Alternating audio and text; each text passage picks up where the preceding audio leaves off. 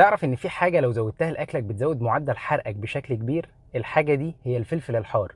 في 2014 عملوا دراسة لقوا الناس اللي بتاكل فلفل حار في كل الوجبات بتاعتهم في اليوم، ده بيساعدهم ان هم ياخدوا سعرات اقل على مدار اليوم، بيحسسهم بالشبع فترات اطول بسبب وجود مركب اسمه الكابسياسين، ده موجود في الفلفل الحار. فلو انت بتدخل فلفل حار في اكلك فده هيساعدك انك تشبع فترات اطول. وفي دراسة تانية في 2003 عملوها على سيدات، لقوا ان هم لما بياكلوا الفلفل الحار في وجباتهم حرقهم بيزيد بعد الوجبة ب 30 دقيقة بس. وطالما حرقك زاد معنى كده ان امكانية تحول الاكل ده لطاقة بتكون اسرع بكتير من ان هو يتحول لدهون مخزنة. وفي 2010 لقوا مادة مشابهة للكابسياسين اسمها داي هيدروكابسيات، ودي لما خدوها في شكل مكمل زودت الحرق عندهم في اليوم الواحد 50 سعر حراري.